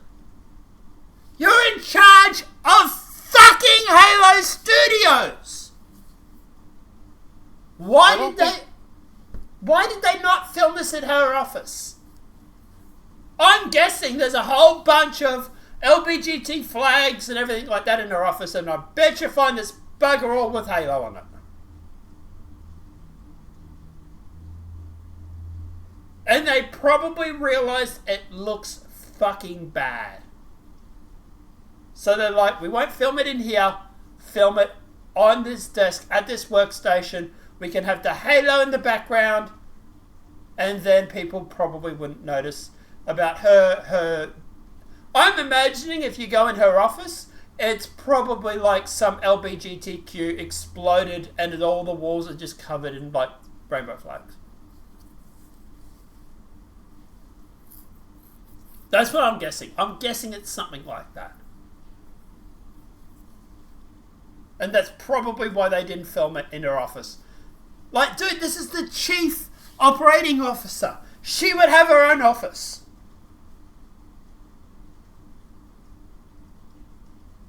They're not putting the chief, the COO, in a fucking workstation. She's the same position, I believe, as... I wonder if it was Robert. Chris's brother. I think he was the COO of hang on. Who is the COO of Star Citizen?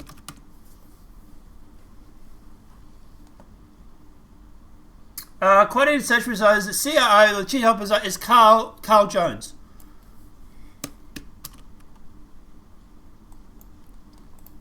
I thought it was Chris's brother, but anyway. Images. Have we got?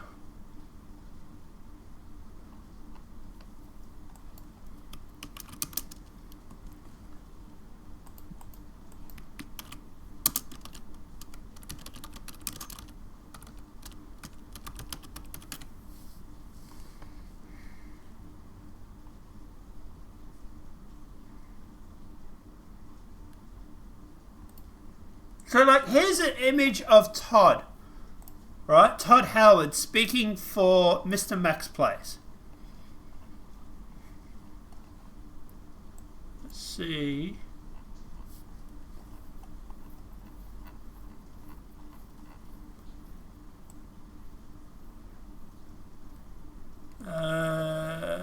Where's the background? But you saw in the background for Todd Howard here. You see there's like statues and stuff. Right? Yeah. Like this is like there's the bubble head for Fallout, and that looks like it may be Elder Scrolls. If I'm guessing. You reckon that's Elder Scrolls in the background there? Yeah, that's the Dragonborn. Yeah. Right, you got these posters over here. I don't know if these are game related, but like there's a med pack. I believe that's probably one of the props, maybe from one of the games, maybe. But like this is like Todd Howard's desk for like Bethesda.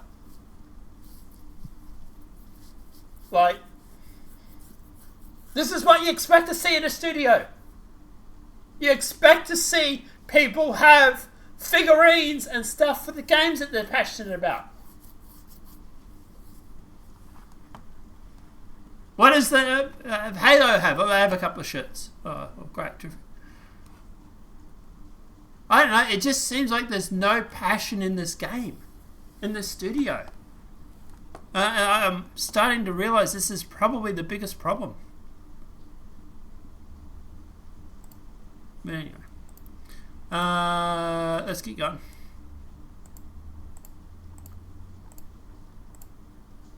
And passion for the Halo franchise. Studio. As a lifelong Halo player, I think the game's only going to get better when we get those new, unique perspectives and people bring in their expertise and passion for the Halo franchise. Oh, he has a Halo shirt. Oh, there we go. Great. We are looking for new talent as the projects that we're working on kind of get further and further. What's these backgrounds here? Is this Halo? It's too blurry to tell. That may be Master Chief there, maybe? No. Looks like there's some sort of armor display or something like that. Further into their development cycles. And it is great to be part of a team that's growing because you can kind of see that force multiplied as people come in and take on challenges and you can do more. Imagine a place where you have the commitment that this is what we want to do, Halo games, and create those experiences. And you can express your talent, your creativity, and your professional. So this is the same room as the other guy was in. So they've reused the same rooms.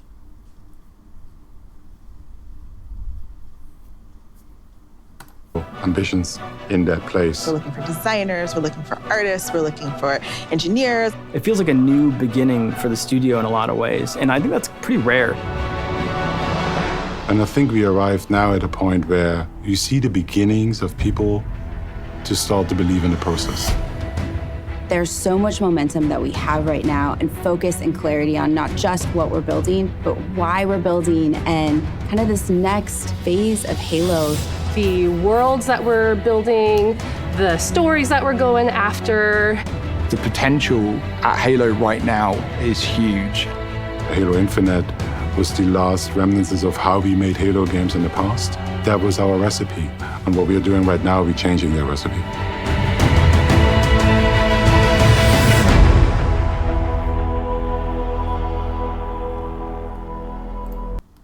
But like I said, nothing in this whole thing has been them talking about like what they're going to do to fix the story. This is them going on about Unreal Engine. It's great that you're moving to this new engine that looks fantastic. Well done! Congratulations! Now fix the fucking story! Jesus fuck me Christ! It's not hard! Ah! Anything you want to fix or mention, Ferris? No, not at the moment. Do you think I'm off base or do you think I'm right? To a degree, I mean, probably with a little less shouting, you know. Well, a lot of the shouting is mostly like me joking around sort of thing, but I'm not really that angry, obviously. But, well, I'm angry because they're fucking with Halo. But, like, a lot of it is like me sort of trolling sort of thing. But like I said, like at the end of the day, like, do you see anything in this that sort of like screams that they're passionate about the product? Well, I think it's a little too like early to say whether or not they are passionate or they're not, because they literally just started yesterday. Well, no, they've been working on this product for a while. They've just announced it was yesterday.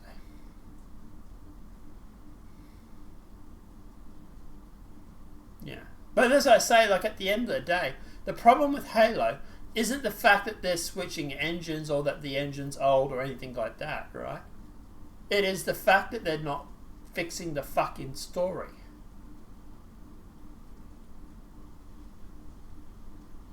That's the problem. People didn't play Halo 5 because the graphics were shit. They played it because the story was fucked.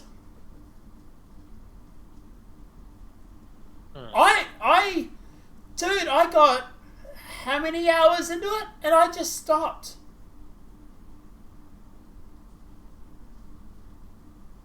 It was just, they were trying to be some sort of live service game where you run around and you had to do a whole bunch of stuff. It was like Halo meets Assassin's Creed.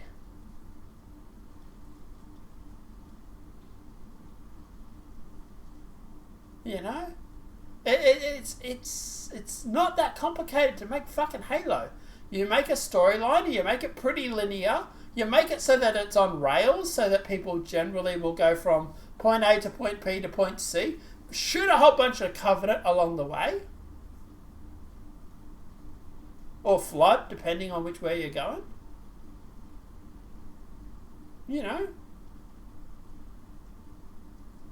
But anyway. Yeah. I don't know. What are your thoughts? Do you think? Do you feel, after watching all this, do you feel like Halo's in a better place, or do you still think it's in the same, or what are your thoughts? I'm not sure yet. I'm hoping it gets better. But have you seen anything out of this whole 6 minutes 35 seconds that shows you that it's getting better?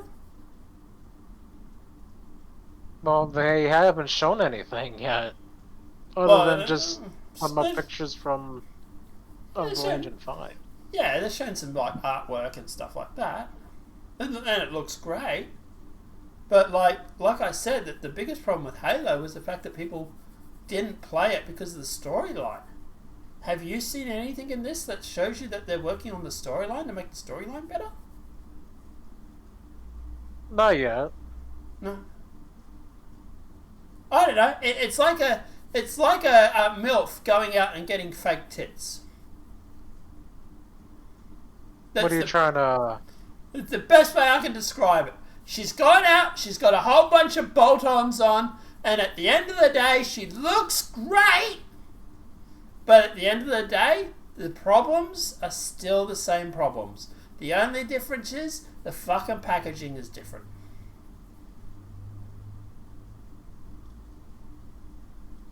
Yeah, she's got some fakies here. She's had a bit of a nip and tuck here. But at the end of the day, she's the same old damaged 40-year-old cougar or 40-year-old post-war feminist that she always was. It hasn't... Is she hot though? She hasn't fixed the fucking same issues. She still has the same problems as she did before she got the bolt-ons. But anyway. Anything else we want to talk about before we jump on to the next story? No. We probably should keep going and get through this a bit faster because we're already like an hour and 45. But anyway, let's jump on to the next story. Alright, so let's jump on to the next topic. We're going to shoot through these pretty fast. Silent Hill remake consultant suggests the world would be better without gamers. As gamers, I find that offensive, that they're suggesting that I would be better off without me. Obviously, they're talking about gamers here, as in like the guys that play games, not me, but still. Consultant on Kotaku and Bloomer Team's Silent Hill 2 remake previously suggested the world would be better without gamers. The Jacob Keller, who works for Hit Detected LLC, a company similar to Sweet Baby Inc. that aims to push wokeness in video games, announced his involvement in the game while sharing a screenshot from the game's credits. He wrote on X, "Surprise! I consulted on Silent Hill 2 remake. I had a really great experience working with the team. Because of this, I really won't be talking about the game publicly. Had fun figuring it out. Have fun figuring out your own takes." So this is another company like Sweet Baby Inc. They're deliberately sent in to basically go through and they're paid by the companies to push DEI higher.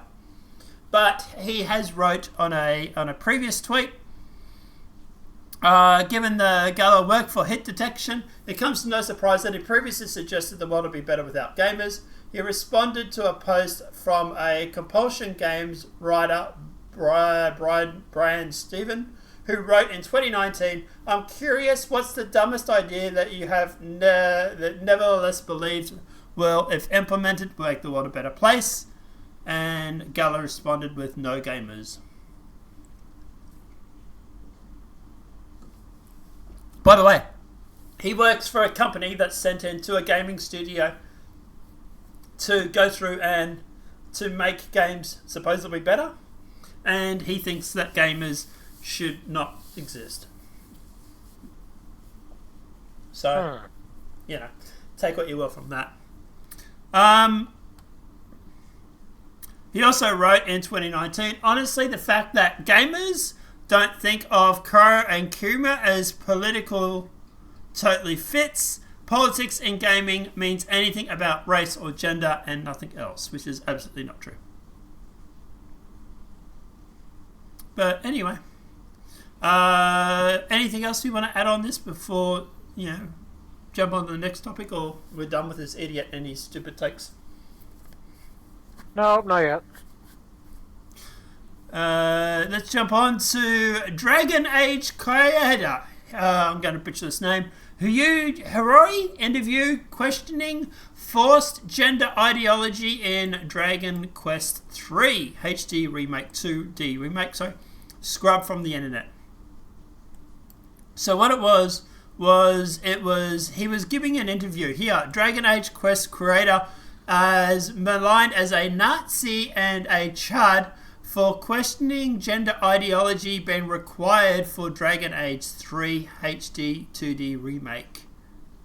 Yuri Horii, the creator of Dragon Age or Dragon Quest, is being maligned as a Nazi and a Chad for questioning gender ideology being forced upon Dragon Age 3. During an interview at Tokyo Game Show alongside former Weekly Sudan Jump editor-in-chief Kudaro Hiroshima, I'm getting those names wrong. Horii was asked about the changes made to the character design in Dragon Age Quest III remake, and specifically why more clothing was added to Gina Sharp, the female hero in the game. As translated by Val News, Horii responded, Yeah, there were various regulations in place. Apparently, it's not allowed to show too much skin. Well, they're going to hate my game. He added, I really don't understand that either. If there's too much exposure, the age rating goes up. That means we won't be able to sell it to all age products. When asked about complying with the various countries' regulations, Horii Klim chimed in, under the name of the compliance, it's like an absolute god, an evil disguised as good. There's no such thing as content that doesn't make everybody uncomfortable, because beauty and ugliness, good and evil, are different for everyone. There are a few things that absolutely must not be done. As long as you follow those, you're free to do the rest, he added. Next, he stated there is a religious concept for the West, especially in America, that influences their approach to sex education, right? The approach that compliance is really narrow-minded. When selling manga in America, everything had to be categorized by age groups. For Shonen Jump manga, they couldn't be sold unless they were rated for ages 13 and up, because there's a risk of lawsuits. The company has also to get insurance. Doing business with such ridiculous country is really frustrating. Because of that, Japan gets negative influence. So he's basically saying it was the age requirements and age restrictions that basically made them or forced them to put more clothes on their customers or on their character models. And then obviously because of that, now he's been maligned as a Nazi for questioning this forced gender ideology. So yeah, people on Twitter are kind of furious with him, because like, how dare he actually raise questions about this and raise awareness about this. To be honest, you would have thought that the Twitter mob would have been happy about the fact that he was sort of questioning this, because it does really sort of go towards the fact of like he's actually advocating for a relaxation on these censorship laws. So I don't really get why the Bluehead Brigade is really out in force against him, but I'm guessing it's because like, how dare he challenge, like, I suppose they're also upset because like he's questioning about like making Skippy models, which I suppose goes against. Oh God, they really are confusing, aren't they? Anything you want to say, Ferrets, about this? Do you think he was right to sort of push back against this whole forcing characters to be covered up, or? No. I think if a character wants to be sexy, let her be sexy. Yeah, well, it definitely helps with sales. Look at Steel Blade. Alright, Suicide Squad. Kill the Justice League has introduced a new race swap version of Zoe Lawton for Season 3. Are you keen to play Suicide Squad, Ferrets? No, not really. No. It's a communist. It's it's a race swap character. So Suicide Squad Kill the Justice League revealed the first look at the race swap Zoe Lawton for its upcoming third season, which begins on the 1st of October. The official Suicide Squad Kill the Justice League account shared, "No one tells Deadshot but Lawless, aka Zoe Lawton, arrives October the 1st along with Season 3 of the Suicide Squad Kill the Justice League." So, by the way, also, taking note here, Deadshot, who's a guy, by the way, apparently can be outshot now by this Zoe Lawless. Because we have to have the women better than the men, right? The original Zoe Lawton, spelt with a Y, was created by Christos Gag and Stephen Koenig back in 2005. She first appears as a child in Deadshot 1. After DC Comics relaunched its entire line in 2011, Zoe Lawton was aged up to 12-year-old and reintroduced in Suicide Squad version 1 as 16 as a part of the Rebirth Initiative. It's unclear what Zoe Lawton's backstory will be for Suicide Squad Kills the Justice League. However, the game franchise features race swap Floyd Lawton and indicated that he has a daughter, and also revealed that he ran into another Floyd Lawton as well. The game is Codex for Deadshot states that Floyd Lawton's consistent need to protect and defend his reputation led him out of retirement away from his daughter and ran into a direct conflict with the second Floyd Lawton. So, yeah, by the way, Suicide Squad Kills the Justice League failed miserably. I'm surprised I'm surprised they haven't pulled it off, actually. Or shut the servers down for it. I believe the amount of people playing it is bloody minimal. See if they mention here. Yeah, so at the moment, players right now is 150 on the Steam charts.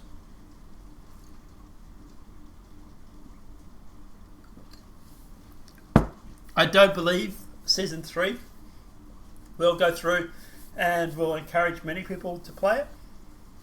You gotta remember, this is also the same people that went through and gender swapped Mr. Freeze and made Mrs. Freeze. Because we can't have guys running around being good or bad. Now it has to be girl bosses.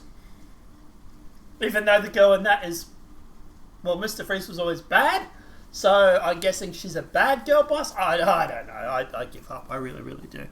But by the way, no one wants to play this game. It's got 150 players at the moment. This is a AAA game put out by a major publisher, and no one wants to play it. Surprise, surprise. Yeah. But anyway.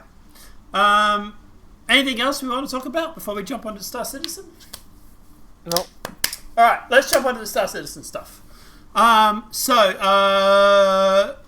3.23.2? 24. We're up to 24, aren't we? 24? Is that the new patch? I haven't been keeping up with it. I've been busy trying to make a game of myself. 3.24.2 actually. Yeah, so yeah, 24.2. But at the end of the day, guys, obviously it has gone to the actually gone to Wave 1, I believe, yesterday. Well, actually Wave 2 as of tonight. Wow, okay, they're really pushing forward with it. We can look at very quickly at the patch notes. If I can find them. Here we go, patch notes. Yeah, I haven't been keeping up with it. I've been busy. Trying to learn game dev. So, here's the patch notes here.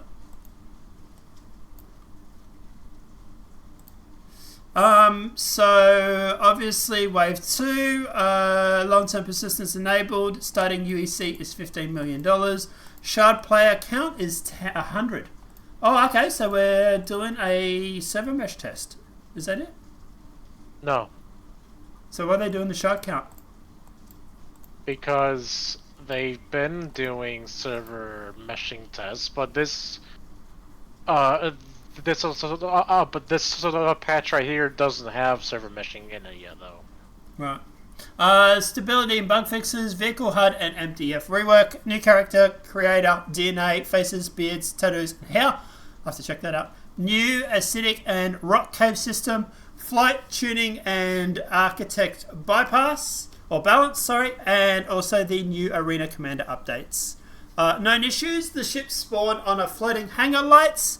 Workaround is to go to the lobby, spawn ships on a store ship, as animations won't have to play. Multi-vehicle, PTU, quantum drives, cannot initiate quantum jump, low chance, but there's a whole bunch of other stuff here. AI are not consistently spawning or inside the UFGs. Cat, you're retarded, you really are. Tunnel UI, turret UI, names have been shown.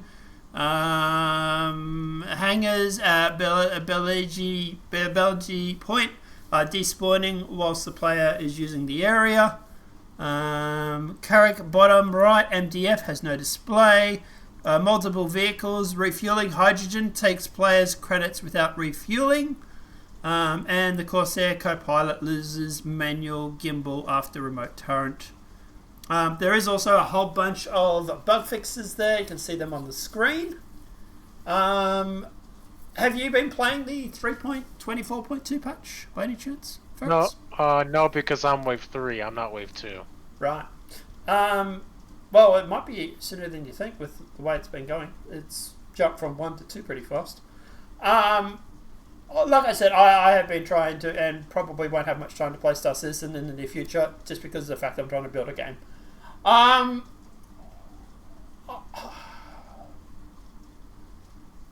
Look, there's a lot here that I like. Obviously, we are holding out for 4.0 for the machinima, but apart from that, yeah, it seems like it's progressing nicely. There's a lot of bug fixes. There's a lot of known issues that are still there, but they seem to be getting through them. So, yeah, it seems great. We also do have the Halloween thing going on at the moment. So, obviously, at the end of the day, that's kicked off. There are a whole bunch of new ship skins, I believe, when it comes to Halloween. Let's see. Halloween 2024. It's back. So we've got new ship skins. Kill clips from outer space. So do you have the chops to slice and dice in-game footage into the ultimate 80s style? Oh, that's nice. Create an original machinima in the style of a Gothis of lore of your chance to win a prize. That's cool. You got the grim carvings. You've got the kills and the killer coins. And then obviously you've got the skins. So you've got the Spooker Cutter Super Spooky Starter Pack for $52. You've got the Salin Super Spooky Pack Starter Pack for $61. And then you've got the 4 paint skins for Purple Haze for $26. $15 for the Carrick or $3 for the Sulin. And then you've got the Ghoulish Green paints and you've got the Spooky gear as well. Anything else on Star Citizen? They were saying that something that you're saying, Ferrets, before we get into the leaks, or are we better off getting into that and then yours? Well, what I was gonna show you is part of the leaks, so. Right, okay, gotcha. So let's jump into the leaks then. There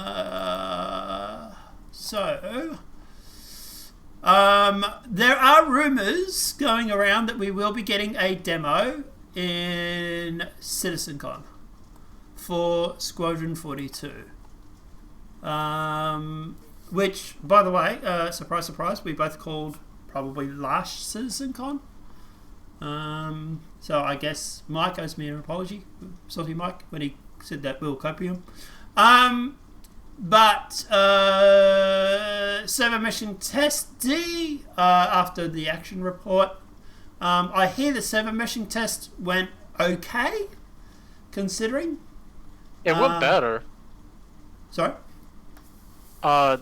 They said that it was running pretty dang good at around 500 players, but they're still having issues at around 1,000, so... Yeah.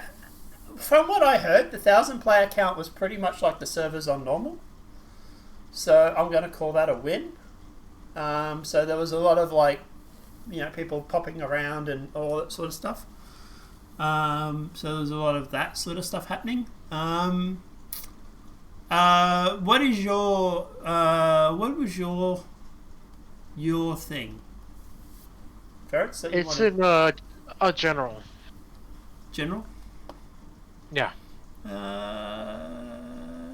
General. How far back do I need to go? Shouldn't be too far back. I just posted it like an hour ago. Alright, so post rumor, interest flyable soon. Over the past few weeks, a rumour has been spreading around that the Idris will be flyable at CitizenCon this year. Contrary to some statements that it wouldn't wait for Squadron 42 proper launch, the current availability Idris model with the current 3.24.2 PTU supports this, as it's been given the engineers suits as well as a cleanup for various Squadron 42 props and assets. As of the moment, the only unfinished room on the Idris remains to be the yet-to-be-seen missile room.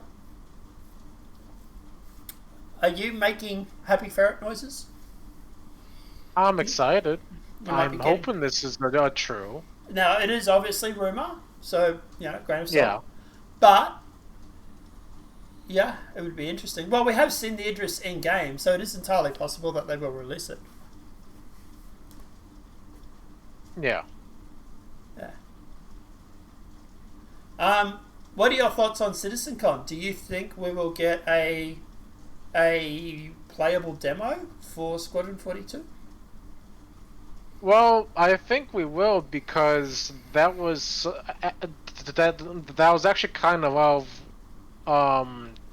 spoiled by like IGN. So yeah, so that's the internal email that people have been referring to.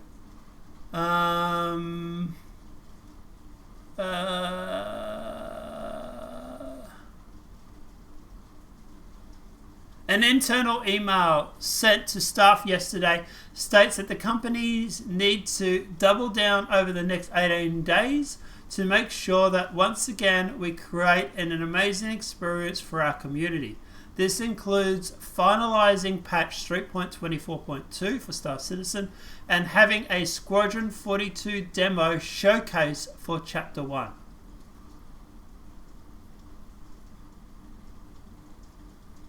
Which, to be honest, is pretty much what we said. We said that they'll be giving a demo last year. So, yeah. Well, we're right, I suppose. I'm going to stir Mike when I call into his show on Sunday. I don't know, do you think we'll get a demo? I think we will. Yeah? Do you reckon we'll get a release date for Squadron 42? That is the ultimate question, isn't it? I would like to see that. Maybe at the end of the demo, at the end of the vertical slice, they will turn around and say, like, a date.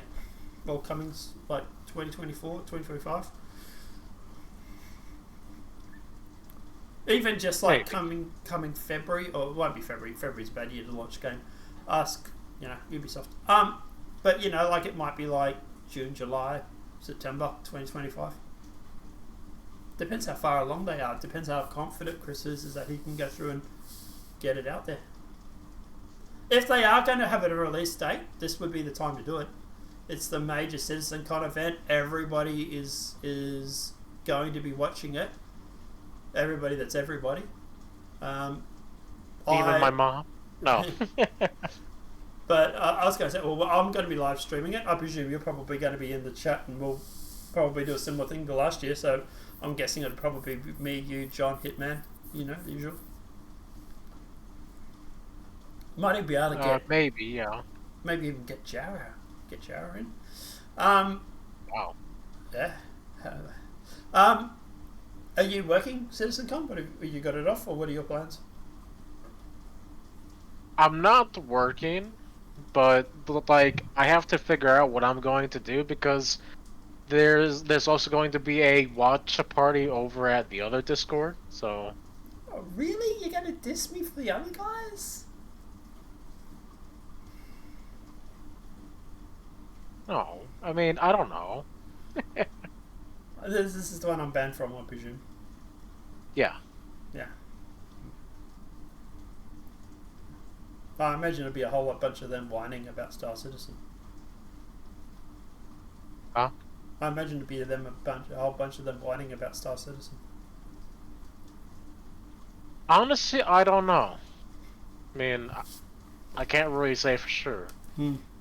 I know that a lot of us want CitizenCon to be good. Unless things have radically changed in the 4 to 6 months since I was there, they were all pretty negative on Star Citizen. I don't know if anything's changed, but...